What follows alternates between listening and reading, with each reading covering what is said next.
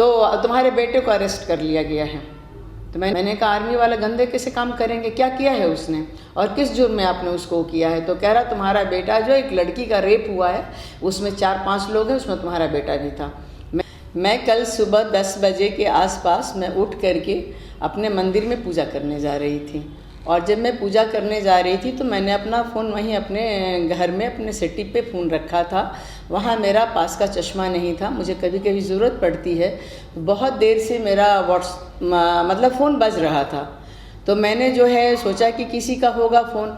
मैंने WhatsApp call पे देखा नहीं कि नंबर क्या है, और मैंने उस कॉल को रिसीव कर लिया। उसमें विजय कुमार करके आ रहा था। तो विजय कुमार हमारे बहुत सारे लोग जानने वाले हैं, तो मुझे ऐसा लगा कि कोई मेरा जानने वाला है वो मुझे फ़ोन कर रहा है। तो मैंने उस फ़ोन को उठाया। जब मैंने फ़ोन को उठाया तो हेलो, तो उधर से आवाज़ आई उषा कृति।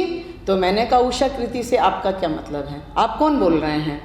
तो आप उषा कृति, तो मैंने कहा नहीं मैं डॉक्टर उषा कुमार बोल रही हूँ, मैं कृति कल्चर संस्थान की डायरेक्टर हूँ, आप कौन बोल रहे हैं, क्या बात है।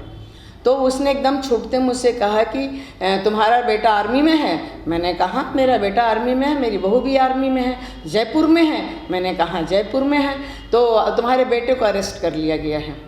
तो मैंने कहा मेरे बेटे को अरेस्ट क्यों कर लिया जाएगा, ये 10 बज कर के करीब 10:30 ऐसी 10:30 की ही बात है। मैंने कहा मेरे बेटे को आप कैसे अरेस्ट कर सकते हैं, वो आर्मी में लेफ्टिनेंट कर्नल है, मेरा बेटा वो दोनों वहाँ डॉक्टर हैं, उनको आप कैसे अरेस्ट कर सकते हैं। नहीं वो अरेस्ट कर लिया गया है और हम लोग उसको लेके जा रहे हैं, और हम लोगों ने उसका फ़ोन भी जो है ले लिया है।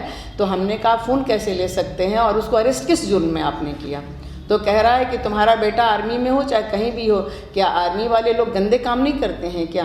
मैंने कहा आर्मी वाला गंदे कैसे काम करेंगे, क्या किया है उसने और किस जुर्म में आपने उसको किया है। तो कह रहा तुम्हारा बेटा जो एक लड़की का रेप हुआ है उसमें 4-5 लोग हैं, उसमें तुम्हारा बेटा भी था। मैंने कहा ऐसा हो ही नहीं सकता है, मेरा बेटा डॉक्टर है, वो आर्मी में है, लेफ्टिनेंट कर्नल है, उसकी वाइफ लेफ्टिनेंट कर्नल है, आप जयपुर के किस थाने से बोल रहे हैं। तो मैं अभी जा रहा हूँ, अभी उस कमिश्नर साहब आने वाले हैं, तो हम लोग देखते हैं कि क्या करेंगे। और हम लोगों ने उसका फ़ोन ले लिया है। मैं बहुत ज़्यादा परेशान हो गई कि अगर उसका फ़ोन इन लोगों ने ले लिया है तो अपनी वाइफ को भी घर में कॉल नहीं कर सकता है और किसी को भी इन्फॉर्म नहीं कर सकता है जब उसके पास फ़ोन नहीं है। तो मैंने कहा अच्छा तो आप बात करेंगी, हमने कहा बात कराओ। उधर से जब मैंने बात किया तो मेरे बेटे की रोने की आवाज़ बहुत ज़ोर से आई, प्लीज़ मम्मी मुझे किसी तरह से बचाओ, इन लोगों ने मेरा फ़ोन ले लिया है और ये मुझे कहाँ लेके जा रहे हैं मुझे कुछ पता नहीं।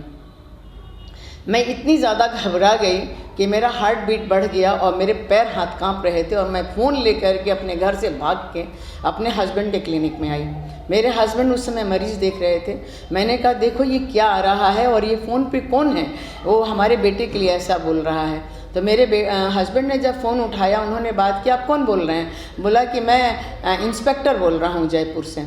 तो बोले क्या बात है। बोला तुम्हारे बेटे को हम लोगों ने अरेस्ट कर लिया, तुम्हारे बेटे ने बहुत ख़राब काम किया है और रेप का केस है, हम लोग लेके जा रहे हैं, कमिश्नर साहब अभी आने वाले हैं। तो मेरे हस्बैंड बोले कि मेरा बेटा और रेप केस, ये क्या बात कर रहे हैं, वो तो डॉक्टर है, वो तो ऐसा थोड़ी ना है कि आर्मी वाले गलत और गंदा काम नहीं करते हैं। तो कुछ उसने बोला, एग्जैक्टली वो वर्ड मुझे याद नहीं है। तो मेरे हस्बैंड ने कहा ठीक है, अगर मेरा बेटा ऐसा किया है तो बिल्कुल आप अरेस्ट करिए और उसको ले जाके बंद कर दीजिए। और मैं कमिश्नर साहब से बात कराइए आप, तो अभी कमिश्नर साहब नहीं आए हैं। तो बोले ठीक है नहीं आए हैं, मैं आ रहा हूँ जयपुर में, मैं बात करता हूँ। इसके बीच में जब मेरे हस्बैंड ने कहा अच्छा मेरे बेटे का फ़ोन आपने क्यों ले लिया है, उसका फ़ोन वापस करिए, दीजिए उससे बात कराइए। तो नहीं फ़ोन तो नहीं देंगे, हम बात करा रहे हैं। जब बात कराएं मेरे हस्बैंड से तो वहाँ से आवाज़ आ रही है कि पापा प्लीज़ मुझे कैसे करके भी बचाओ, ये लोग मुझे कहाँ लेके जा रहे हैं मुझे कुछ पता नहीं। मेरे हस्बैंड भी घबरा गए। फिर मैंने उसी बीच में अपने हस्बैंड को बोला कि एक बात बताओ, क्या आवाज़ तुमको शिशिर की लगी थी। तो कहे कि हाँ।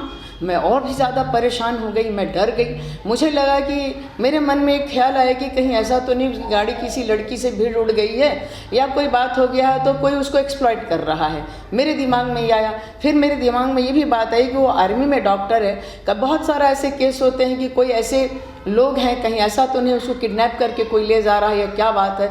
मैं बहुत ज़्यादा डरी हुई थी, मेरे हस्बैंड भी डर गए और वो समझ में नहीं आ रहा था। उसी बीच में 1 मिनट को वो फ़ोन जो है कट जाता है।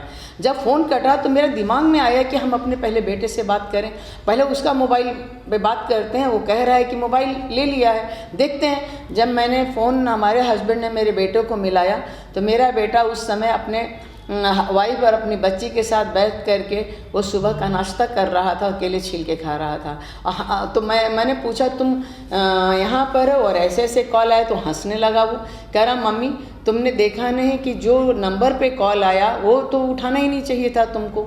मैंने कहा मैंने वो नहीं देखा, जब ऐसी बात हुई तो मैं तो बहुत ज़्यादा परेशान होकर घबरा गई। तो उसने कहा कि पहले आपको मेरे से पूछना चाहिए। मैंने कहा जब वो बोल रहा है कि तुम्हारा फ़ोन उसके पास है तो मैं कहाँ बात करती। तो हमने पूरा 1-1.25 घंटे ये ड्रामा चला। इसके बाद मेरे हस्बैंड ने कहा ठीक है, आप अगर कह रहा है कि मैं वर्दी वाला हूँ, तो हमारे हस्बैंड ने कहा कि वो भी वर्दी वाला है। अगर आप वर्दी वाले हैं तो एक वर्दी वाले की इज्जत करिए, और आप इस तरह से कैसे उसको अरेस्ट कर सकते हैं। बोला क्यों नहीं कर सकते हैं। मैंने कहा, हस्बैंड ने कहा तब ठीक है आप ले जाइए, नहीं बात करना। कुछ ऐसे करके मेरे हस्बैंड ने फ़ोन रखा, तब तक मेरे बेटे से बात हो गई थी। इसके बाद उस बंदे ने मेरे को 3 बार कॉल किया, पर हम लोगों ने रिसीव नहीं किया। बाद में जब हमारे बेटा बोला कि नहीं ये पूरे हिंदुस्तान में इस तरह का चल रहा है और +92 का कॉल नहीं उठाना है। मैं इतना ज़्यादा ध्यान से चीज़ों को नहीं देखती, तो मुझे दिमाग में नहीं था कि ये नंबर से जो कॉल आया उठाना नहीं है। और उस पर जो फ़ोटो आ रहा था वो इंस्पेक्टर का फ़ोटो था, उसके वर्दी पे स्टार भी लगा है। बोला वो तो मम्मी किसी का भी ये लोग कुछ भी कर सकते हैं, तुम फ़ोन मत अब कभी गलती से भी मत उठाना। मैंने कहा नहीं मेरे से एक गलती हो गई, मेरे को दिमाग में नाम से कंफ्यूज कर गई। एक्चुअली मेरे को ये नहीं पता था कि कौन है कौन लोग हैं। बाद में मुझे पता चला कि ये नंबर पाकिस्तान का है। तो ये मैं अपने माध्यम से लोगों को ये अवेयर सिर्फ करना चाहती हूँ। मेरा एक मकसद है कि अगर आपके पास ऐसा कोई भी कॉल आता है तो ये कोई ऐसे लोग हैं जिन्होंने पूरा आपका सब कुछ मीडिया के माध्यम से, चाहे आपके ट्विटर के माध्यम से, फेसबुक के माध्यम से, जैसे भी इन लोगों के पास आपके घर के सारी चीज़ें हैं। क्योंकि उसको कैसे पता है कि मैं कौन हूँ, मेरी संस्था कौन है, गोरखपुर, मेरा बेटा जयपुर में पोस्ट है, मेरा बेटा आर्मी में है, उसे कैसी सारी बातें पता है। तो प्लीज़ ये मैं चाहती हूँ कि मतलब आज मैं अपने मीडिया के माध्यम से कम जो लोग हैं इस न्यूज़ को ध्यान से पढ़ें और देखें कि ऐसा अगर आपके पास भी कॉल आता है तो प्लीज़ आप इसको रिसीव ना करें और इसका कोई रिस्पांस ना करें, आप उसको ब्लॉक कर दीजिए। और ये बहुत ख़राब तरीके से, बुरी तरीके से मैं समझती हूँ कि पूरे जगहों में ये सब चीज़ें और जो रेप का जो ये चीज़ लेके चल रहे हैं, ये हम सब लोग जानते हैं कि रेप एक ऐसा चीज़ है जिसमें कि बेल नहीं हो सकती है। और ये लोग और कुछ नहीं बहुत बता रहे हैं। कई लोगों से हमने बातें किया तो लोग यही कह रहे हैं कि हमारे पास भी ऐसा फ़ोन आया और क्या तुम्हारा बेटा जो है रेप केस में फंस गया है। और एक जगह तो मैंने कल हमारे स्कूल में कुछ गार्जियंस आए थे, वो बता रहे थे कि उनके एक रिश्तेदार जो दिल्ली में रहते हैं, उनका बेटा कहीं पढ़ता है किसी स्टेट में, तो उनके पास फ़ोन आता है कि वो लड़का आपका कौन है। उसके दादा घर में होते हैं, माँ बाप कहीं गए होते हैं, तो बोलता है मेरा वो पोता है। उसका नाम लेते हैं तो तुम्हारा पोता जो रेप केस में फंस गया है उसको हम लोगों ने अरेस्ट कर लिया है। वो इतना ज़्यादा घबरा गए कि उन्होंने कहा कि वो कैसे हमारा बच्चा छूट सकता है। तो बोले आप 20 लाख रुपया दीजिए, हम लोग कुछ कंप्रोमाइज़ की बात करते हो। घबरा करके उन्होंने 20 लाख रुपया दे दिया। इसके बाद उनकी इतनी हालत ख़राब हुई तो लोग ले जा कर के उनको हॉस्पिटल में एडमिट किए। तब तक उनका बेटा बहू भी आ गए थे।